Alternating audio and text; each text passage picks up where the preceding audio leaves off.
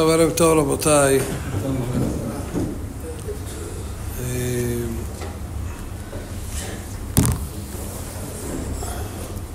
אנחנו בסימנת הבא, פרשת שופטים ושוטרים. תיתן לך בכל שעריך אשר השם אלוהיך נותן לך לשבטיך, ושפטו את העם משפט צדק. פה הנחיה בעצם ברורה, כל דבר ודבר. לא תתה משפט, לא תכר פנים ולא תיקח שוחד, כי השוחד יעבר עיני חכמים ויסלף דברי צדיקים. אם נשים לב רבותיי לרגע, בהפטרה בכלל אומר בעצם הנביא ישעיהו, זה לא בהפטרה שלנו אמנם, אבל שם אומר הנביא ישעיהו, כה אמר השם מלך ישראל וגואלו. מסיים שם הפסוק, ומבלעדי אין אלוהים. כלומר, עלינו להבין דבר אחד, כל התנשאות שישנה בעולם, כל התנשאות באשר היא שישנה בעולם, לא תבוא רק מהשם יתברך. זה מה שאנחנו גם אומרים מדי שבת בשבתו, הנותן תשועה למלכים וממשלה לנסיכים, מלכותו מלכות עולם. כן, כל הדברים הללו, הלא אין האדם יכול להתנסות לולא הקדוש ברוך הוא שנישאו. ועל זה בעצם אומר הפסוק, שופטים ושוטרים תיתן לך בכל שעריך. תראו, רבותינו בעצם כבר לימדו אותנו שאין לך דבר שלא רמוז בתורה. בין היתר, כפי שאנחנו מוצאים בפרשתנו, יש פסוק שמלמד אותנו באומרו, כי יפלא ממך דבר למשפט, בין דם לדם ובין דין לדין ובין נגע לנגע. איך זה יכול להיות שלפעמים אדם שואל ותמה, איך יכול להיות דבר כזה, כי יפלא ממך דבר למשפט, בין דם לדם.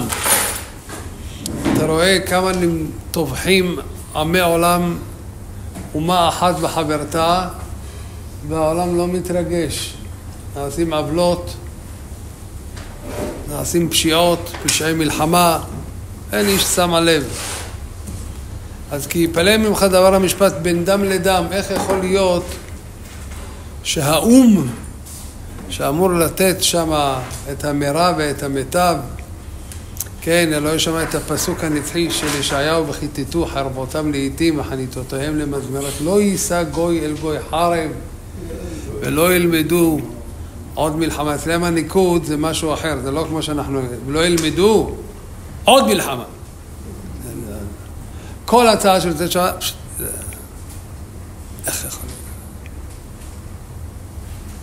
איך יכול להיות עיוות כזה מוסרי? באמת ובתמים, אני אומר את זה באמת ובתמים, בכאב עצום. שלו רבי יהודה החסיד אומר, כך אמר רבי יהודה החסיד, אומר כלל, אחינו האשכנזים, הם לא זזים כי הם לא נימה בדרך כלל מתקנותיו של רבי יהודה החסיד. יש לו תקנות מסוימות שזה כמו צבא, לא זזים ממנה. הרבה דברים.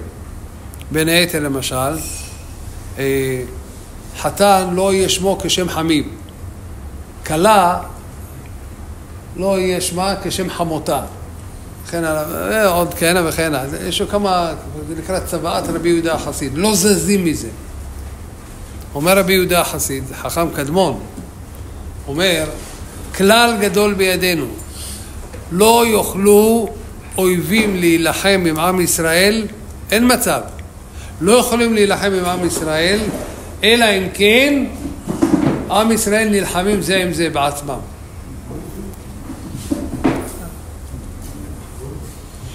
ואז אתה אומר לעצמך, טוב, בסדר, אני מצפה באמת, אולי יש כאלה אנשים שסובלים מעודף הגינות, במרכאות, אם אפשר לקרוא לזה הגינות. אבל כי יפלא ממך דבר המשפט, לא רק בין אומות העולם של בין דם לדם, אלא ייפלג ממך דבר למשפט גם בין דין לדין. אני לא צריך להגיד לכם את המוזריות. רואים לזה לרגל אירועי השואה הנוראית הזאת שהתרחשה, בר מינן לא תקום פעמיים צרה. 7 באוקטובר.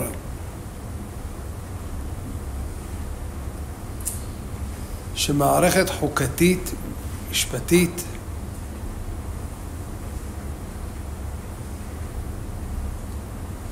תובעת, חוקרת,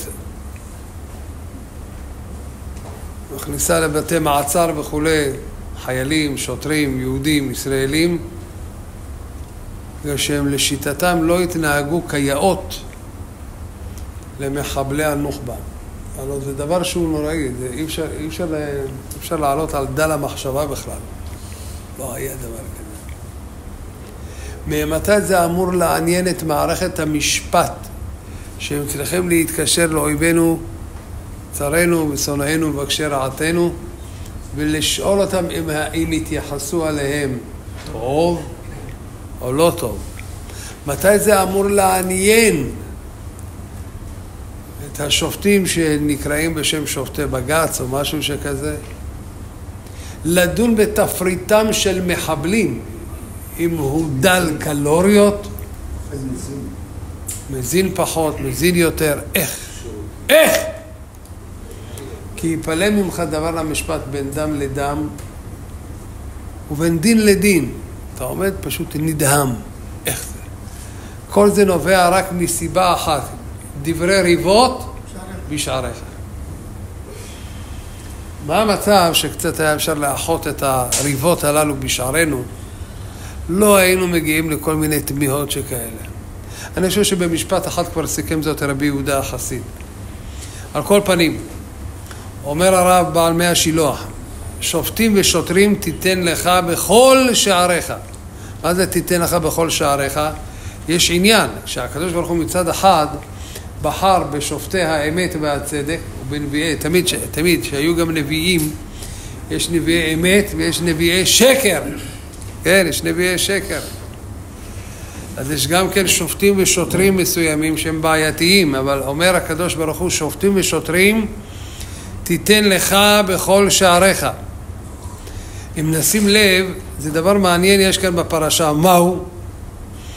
בהתחלה יש לנו את השופטים. קודם כל זה הפרשה של השופטים והשוטרים, נכון? ושפטו את העם משפט צדק, לא תטה משפט, לא תכיר פנים, לא תיקח שוחד. ואם בעצם שמנו לב, נכון? יש לנו גם דבר נוסף. מהו? כי תבוא אל הארץ. זה כבר למעשה מופיע בפרק י"ז פסוק י"ד, הפרשה ההמשכית. כי תבוא אל הארץ אשר השם אלוהיך נותן לך וירשת וישבת בה ואמרת אשימה עלי מלך ככל הגויים אשר סביבותיי. רגע, בואו נחשוב רגע. מהו האדם החשוב ביותר עלי האדמות בתוקף הממשלתי ובסדר למעשה שיש כאן במלוכה? מי הוא החשוב ביותר? מלך.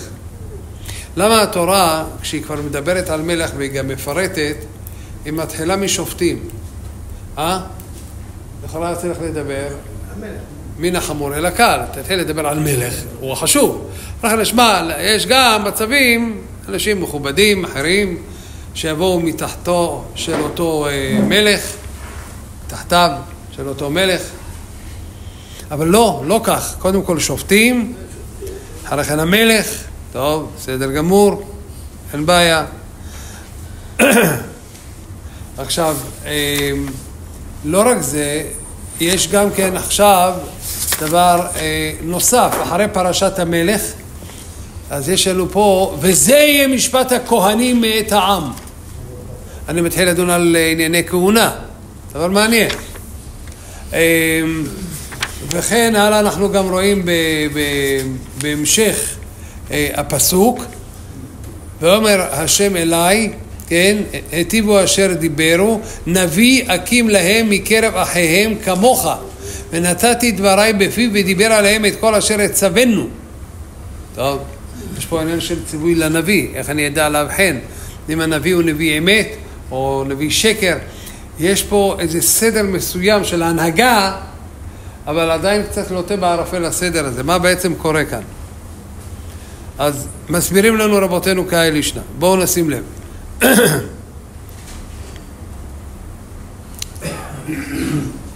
אז בואו נחשוב שוב. בואו חשבון. אמרנו מי קודם למי? שופט. השופט הוא החכם בימים ההם. המלך לכאורה קודם לכולם. אבל מורה ורבותיי, יש מצב שהחכם קודם למלך. איך יכול להיות דבר כזה? איך יכול להיות שחכם קודם למלך? יש דבר כזה? חכם קודם למלך? כן? איפה? ברוך אתה אדוני אלוהינו מלך העולם שהכל נהיה בדברו. איפה ראינו חכם קודם למלך? לא על זה. איפה ראינו, לא מקרה בהיסטוריה, אני מדבר כאילו סדר מסוים, כן, מפורש, יש תוספתא בסנהדרין פרק ג', שם כתוב במפורש, אין ממנין מלך על הציבור אלא על פי סנהדרין. אז מי בוחר את המלך? מי בוחר את המלך? סנהדרין. סנהדרין הם השופטים, עיני העדה. זאת אומרת, לפני שהוא התמנה בפועל למלך, אז בוודאי שהשופט, החכם, הוא קודם למלך. מתי המלך הוא בראש הפירמידה? אחרי שהוא כבר נבחר בפועל, ודאי. אחרי שהוא נבחר בפועל, נכנס לתפקידו, נגמר העניין. אבל טרום, כן? טרום מלכותו, טרום תפקידו, מי בוחר אותו? החכם, החכמים. הם בסנהדרין, הם בוחרים בעצם את המלך. מצוין. מעולה. אחרי כן אני רואה את הסדר של כהן גדול, ואחרי כן נביא. מצוין. מעולה. מעולה.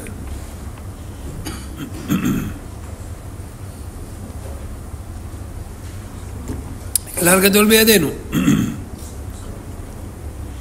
כהן, שימו לב רבותיי, כהן, כך אומר הרב בעל מאה שלוח, כהן הוא מרגיש, כך אומר, בבינה, מה רצון השם? בינה זה התבוננות. צריך לפעמים להתבונן, לשים לב. כהן גדול מרגיש בבינה איך הוא רצון השם יתברך. נביא, בדרגה פחותה מכהן גדול, אבל יש מצבים שהוא באת עלית על כולנה במידת מה. נביא, בעת שיאמר כה אמר השם, אז הכל צריכים לשמוע דבריו. אין מצב.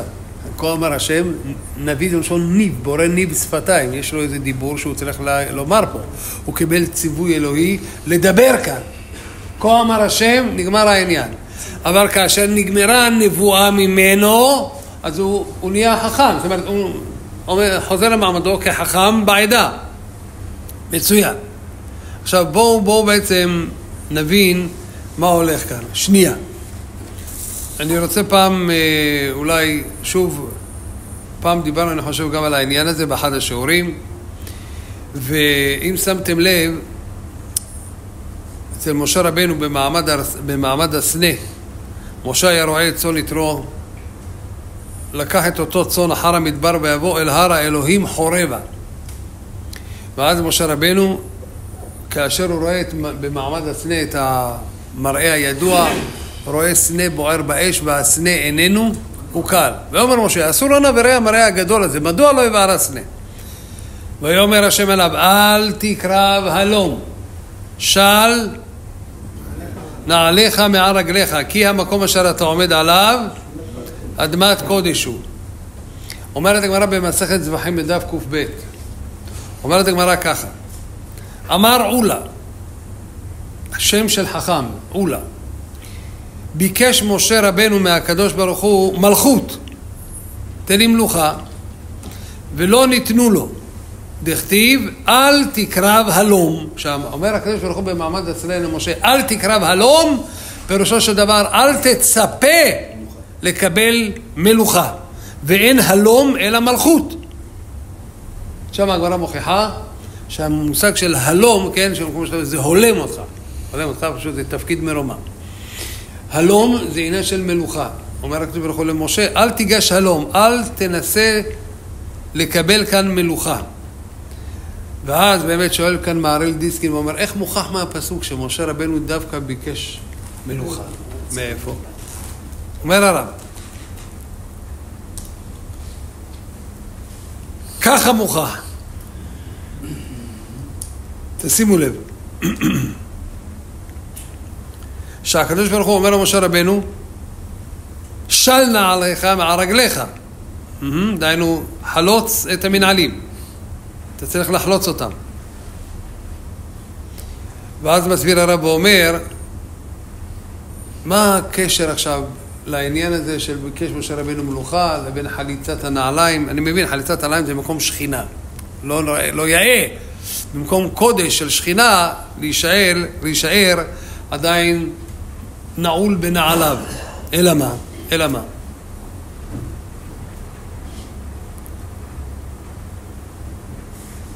פה אנחנו צריכים טיפה ללכת עוד טיפה קדימה. אומרת הגמרא מסכת שבת בדף פ"ט. אמר רבי יהושע בן לוי, בחטא העגל נאמר, וירא העם כי בושש משה לרדת מן העם. אל תקרא בושש, אלא בשש. דהיינו, השעה השישית של היום. הם מצפים שמשה רבנו ירד. נו, צריך כבר לרדת. בושש משה, כבר השעה השישית של היום, בשש, ועדיין הוא לא ירד.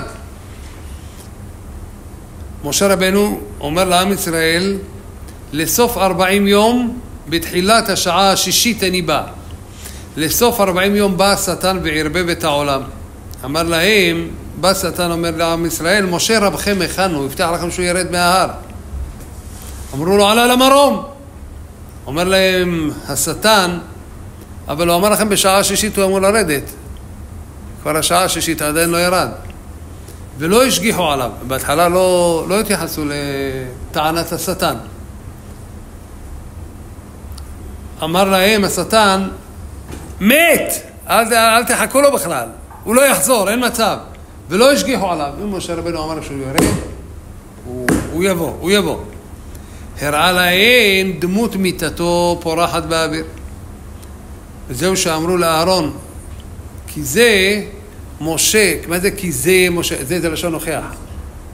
מה זה כי זה משה האיש, לא ידענו מה היה לו. אלא תראה את מיטתו פורחת, הגופה שלו שם, הראה להם שטן, אין מה לעשות. ואז סגדו לעגל. רגע, עכשיו, יש לנו כלל. תגידו לי רבותיי, אדם יודע מה קורה איתו? אדם יכול לצפות מה קורה איתו עוד שעה? גם לא עוד דקה. גילוי נאות. אין מצב. יפה.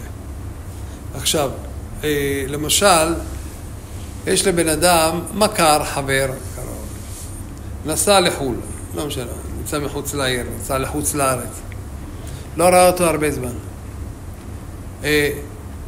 מי אמר שהוא חי? מי אמר שהוא חי? אם אנחנו לא יודעים עוד דקה מה יהיה, מי אמר שהוא חי? על סמך מה נדמה לך שהוא חי? אולי חלילה הוא לא חי. יפה. אומר השולחן ערוך באבן העזר, סימן קוף במא', אומר השולחן ערוך, אז לינן בתר חזקת חי. יש מושג של חזקה, מה זה חזקה? תשמע, אם אני עזבתי אותו, הכל בסדר, מסתבר שהבסדר הזה גם קיים עכשיו. אם לא הייתה רעותה בחיות שלו, לא ידענו שהוא חלילה הוא היה חולה, חלש, עומד לגמור חלילה את מסכת חייו, מסתבר, כמו שעזבנו אותו בריא ושלם, הוא ממשיך להיות בריא ושלם. זה נקרא בעצם חזקת חי. כך פוסק השולחן ערוך. מצוין. אז מה אתם בעצם התפתיתם לשטן שאמר משה רבכם מת? הוא היה בחזקת חי? בחזקת חי! אם הוא בחזקת חי, הוא ימשיך להיות חי גם אחרי 40 יום. מסתבר שהוא בחזקת חי. מה כל כך הם נפלו? וואו! אוקיי, בסדר, הראה להם מיטה. עכשיו, זה דבר מאוד מעניין, תראו. המילה בושש היא גם קצת מילה מעניינת, בושש. אם אתה רוצה להגיד, אתם יודעים, יש מילה בעברית שאדם רוצה להגיד שהיה עיכוב. זה מושג בתחנת מוניות, איך זה נקרא? שירות. לא, איך? עיכוב, כן, אבל זה נקרא, יש איזה מונח בעברית, בוש. יש בספר שופטים, כתוב ויחילו עד בוש. אז למה דווקא התורה נוקטת בושש? אגב, גם אצל סיסרא כתוב, כן? מדוע בושש לכבול לבוא. אבל מה העניין של דווקא בושש? מה העניין? מה העניין פה?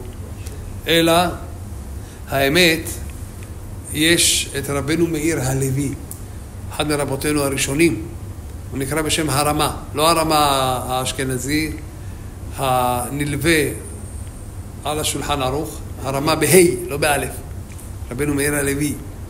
אומר הרמה, בספרו יד רמה, הוא אומר, כל מה שאני אומר, חזקת חי והכל טוב ויפה, זה דווקא עד גיל 80. מגיל 80 ואילך, אין מושג של חזקת חיים. כל רגע אתה...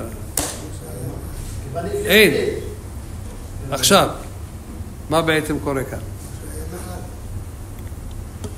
לכן אפשר לומר, פה רומזת התורה גם בדרך רמז. מה העניין? וירא העם כי בושש משה לרדת מן ההר. אומר להם מת, הראה להם מיתתו. בסדר, מה כל כך הלכתם אחריו? יש חזקת חיים. לא, וירא העם כי בושש. בושש, אומר בעל מקרא דרדקה, אומר בושש ראשי תיבות, ואם בגבורות 80 שנה. שרבנו באיזה גיל הוא קורא היה? קורא בגיל 80. לכן לא שייך להגיד שנסמוך על חזקת חיים. למה? כי באותו זמן הוא כבר היה בגיל 80 ואין מושג של חזקת חיים. לכן, ממילא, מאחר שכבר הגיע לגבורות, אז אי אפשר להעמיד אותו בחזקת חי, לכן הם האמינו באמת לשטן, ועוד הראה להם איזה דמות, הראה להם דמות, זה לא היה הוכחה, הראה להם דמות מיתתו, פורחת באוויר. עכשיו שימו לב חברים, מה בעצם קורה כאן. יש במרה נוספת במסכת חולין בדף כ"ד.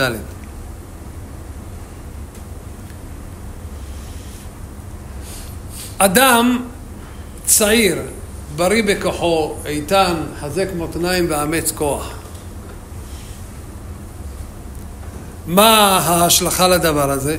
כלומר, עד כמה האדם נחשב שהוא צעיר עדיין וחוסנו במותניו?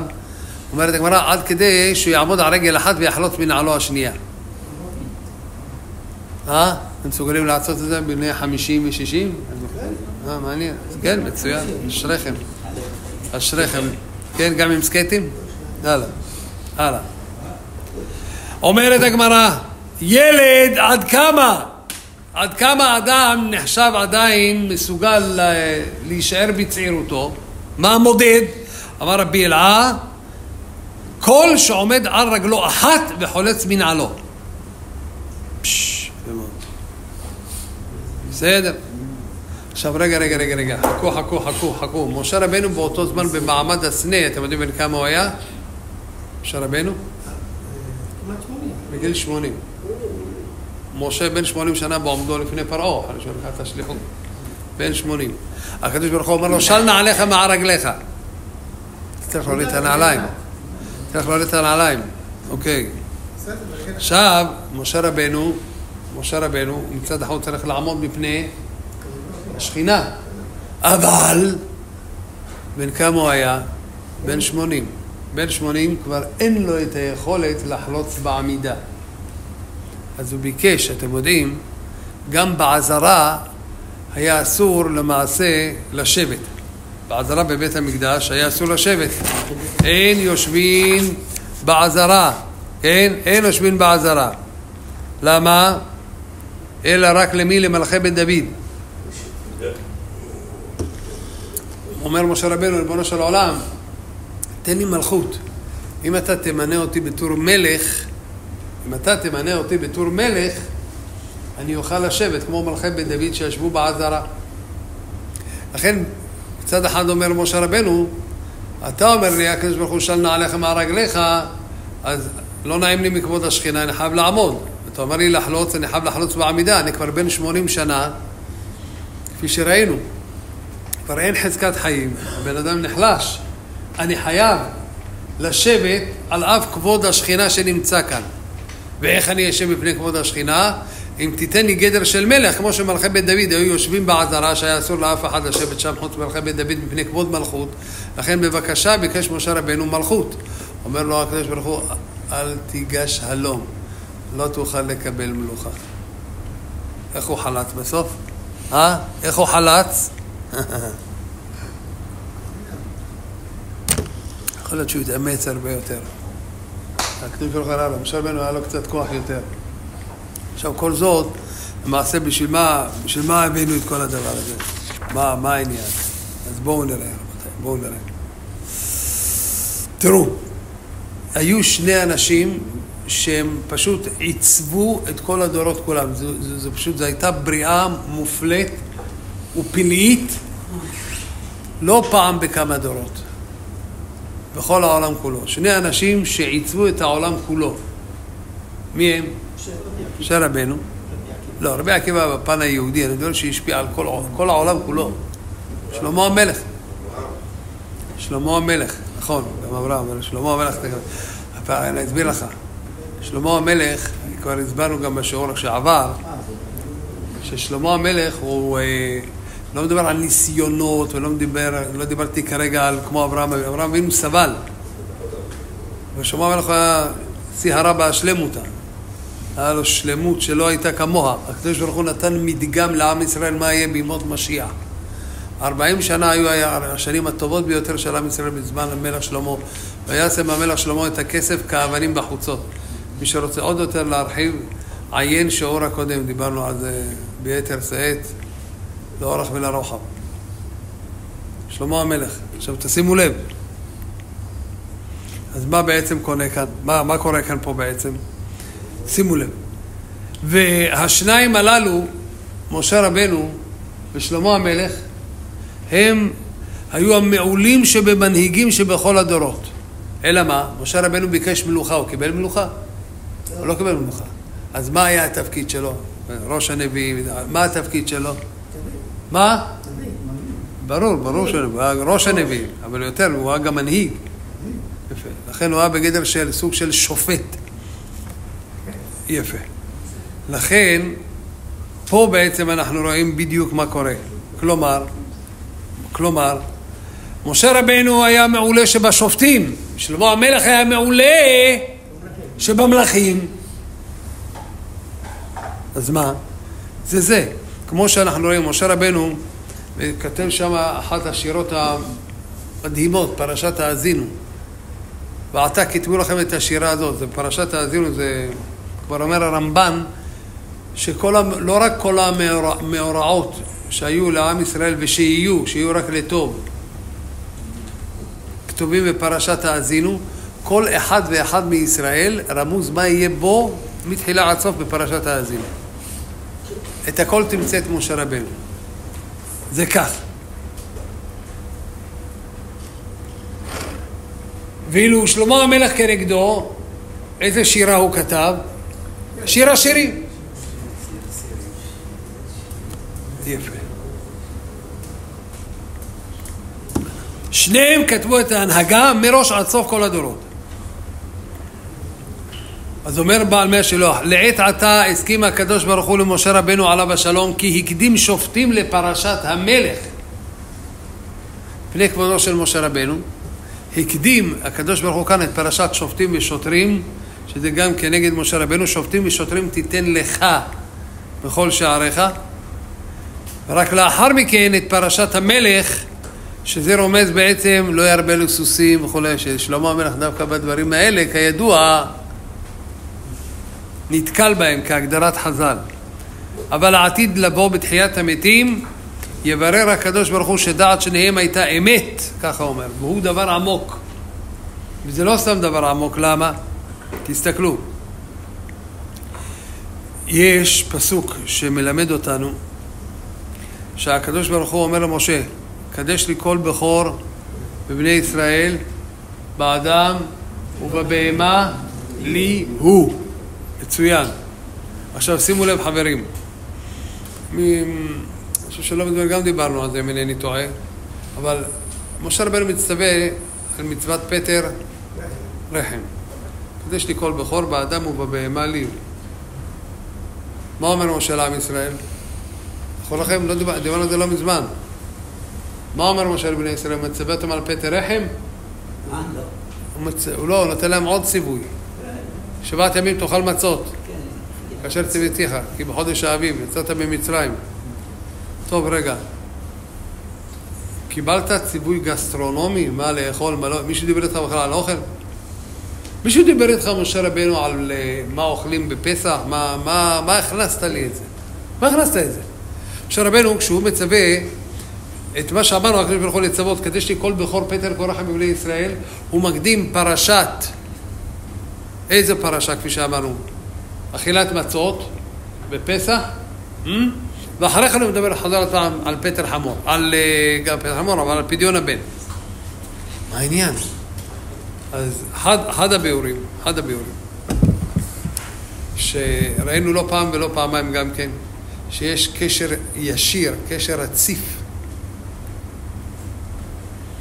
בין ברית הפה לבין ברית המילה. כן, ידוע לכם, פה זה 85 בערכו המספרי, מילה זה 85 בערכה המספרי. כשיוסף נפגש, כשיוסף בעצם, עוד לפני כן, למה הורידו אותו למצרים? למה דווקא למצרים? אבל רצו להרוג אותו, אוקיי, בא, אחינו בשרנו, למה נמכרנו לישמעאלים? יודעים שהישמעאלים האלה יורדים למצרימה. טוב, בואו נמכור אותם לישמעאלים שידרקו אותו שם למצרים. מה העניין? יהודה, שהוא בלם שמה את ביתתו המובטחת במרכאות, או שלא במרכאות, של יוסף על ידי שמעון ולוי. הנה בעל החלומות על הזה, והלכו ונהרגהו. אומר יהודה, לא. אם הוא טוען, הוא מביא את דיבתנו רעה, יש לו פה גדול זה. אם הוא טוען שהוא לא התכוון להוציא דיבה, הוא רק התכוון באמת שדיבוריו יהיו אמיתיים ונכוחים וכו', בואו נעיף אותו לאיפה? לא, לבור זה היה בעניין של המתנה, תוכנית מגירה. למצרים, כי מצרים היא ארץ הזנות והזימה. בואו נראה, אם הדיבור שלו היה טוב, אמיתי, כפי שהוא אומר, הוא לא ייכשל גם שם. כי אחד תלוי בשני. על כל הדבר הזה. אתה רואה אדם שהוא מושחת, לא מסוגל לענות לך שלום, לא כלום. הוא רק רואה מישהי, שלום, אני שמע, שבח, אני אדם פתוח, עשיר וכל כך, וואו, איזה מנומס, ג'נטלמן. אדם דברן שלא מקומי, זה מורה על פגם קשור מאוד מאוד.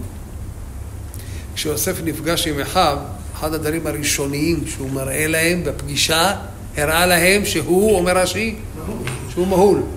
ולא רק זה, גם הוא אומר להם, כפי המדבר עליכם. הפה והברית. ברית הפה וברית המילה.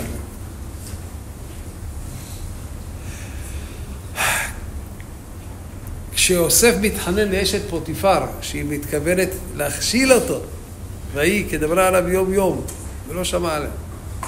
אז הוא אומר שמה ביניהם, מנסה לשכנעו בדברים, אז הוא אומר, אינני גדול בבית הזה, לא נעים לי, יש פה בעלך, אני לא יכול לפגום גם באמון שלי בו, וכל יש לו, נתן בידי. עכשיו שימו לב, את אשת פוטיפר באה לעשות כאן בלגן גדול עם יוסף. אין לך פגם בברית גדול מזה. אומר יוסף, שימי לב גברת, אני לא יכול. למה? וכל יש לו נתן בידי. שימו לב שהתורה מרמזת, יש לו, שימו לב שהאותיות צמודות. במילה יש לו נתן. שין של יש, נכון? מה בא אחרי כן?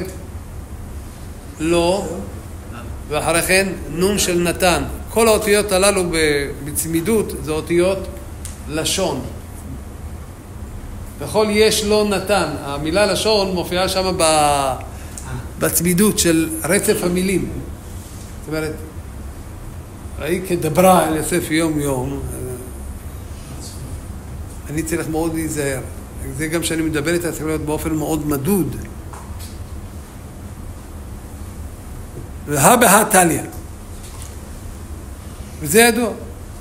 אומר עכשיו משה רבנו, תשמעו, אומר משה רבנו ובצדק, אתם יודעים מה זה קדש לי כל בכור בבני ישראל, באדם ובבהמה?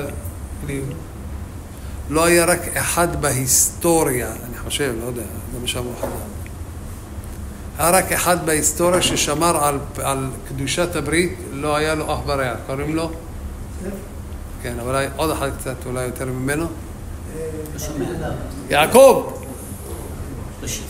יעקב אומר על ראובן, בנו, כוחי וראשית אוני. זאת אומרת, ראובן הוא הטיפה הראשונה של יעקב אבינו, מעולם לא ראה דבר שאינו.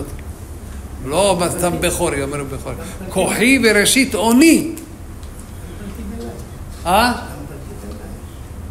גם, אבל יעקב אבינו, פרטי בנאי לגבי אשת איש. אני מדבר על משהו טרום.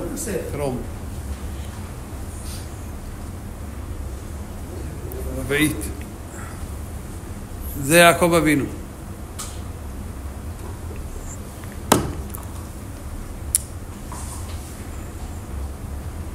היום בעוונותינו הרבים העולם פרוץ. כשהיה אדם מתחתן בקדושה וטהרה וזוכה להינשא בטהרת הלב וטהרת המחשבה,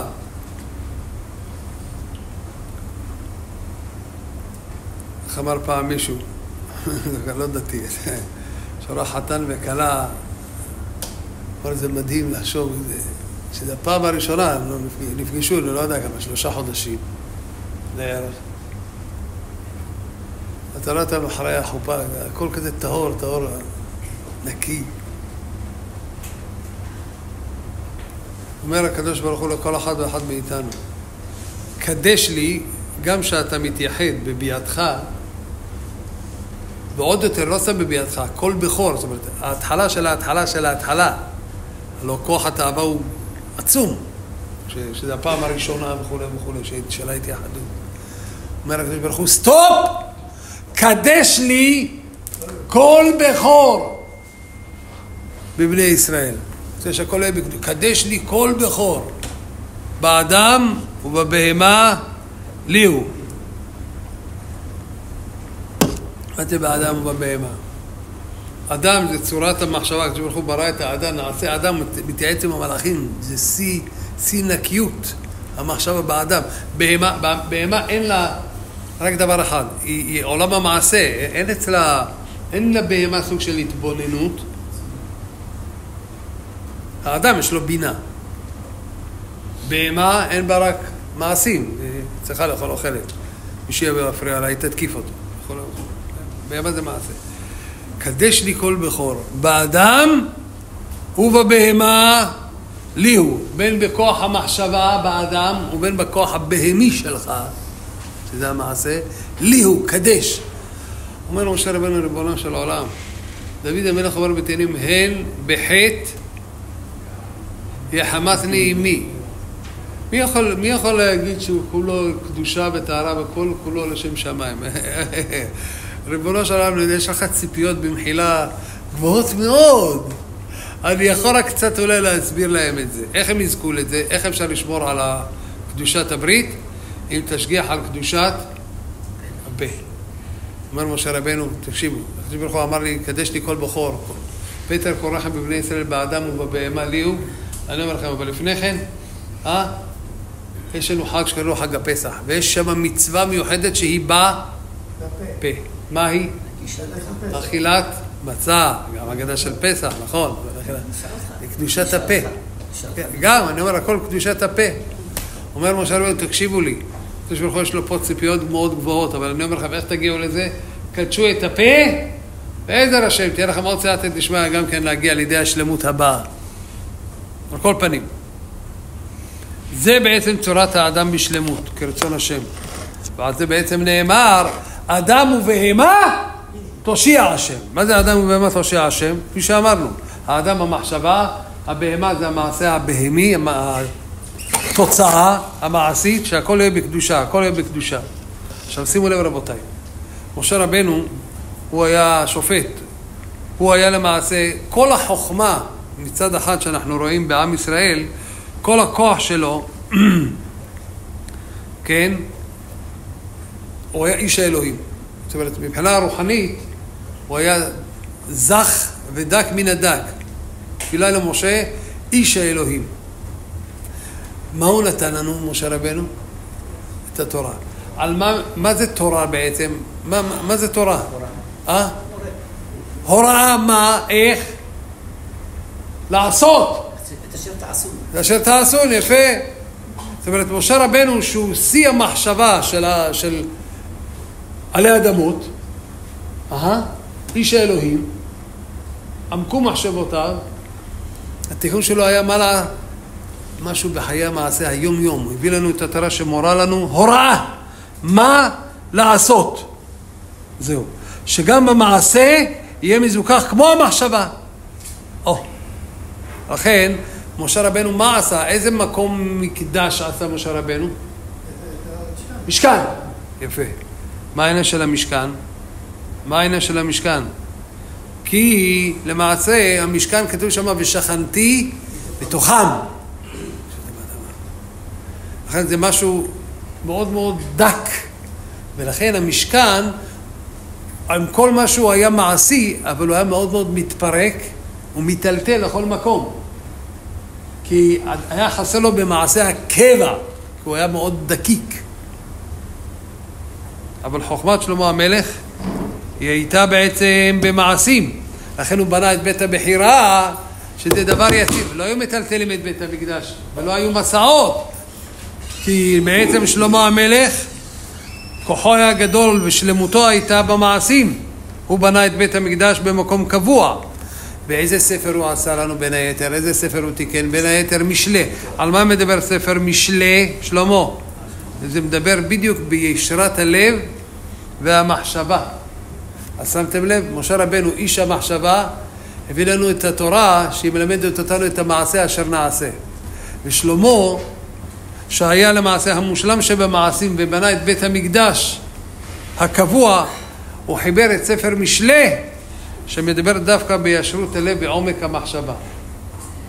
למעשה משה ושלמה הם משלימים אלה את אלה. לכן זה בעצם השופטים ושוטרים תיתן לך בכל שעריך. ניצוץ, בסדר. אוקיי, אבל לכל אחד היה את התפקיד שלו. כל אחד היה את השלמות שלו. ולכן אנחנו רואים את זה גם בפרשה, שמצד אחד שופטים ושוטרים תיתן לך זה כנגד משה. ואחרי כן הפרשה השנייה מדברת לגבי מלך ישראל. למה? מה עמקו מחשבותיך? כלומר, גם המחשבה וגם המעשה שמתאחדים יחדיו בצוותא. טוב, מוריי ורבותיי, אני בגלל הסליחות סיימתי כאן אמנם, אבל אני מעדכן את כולנו. בלי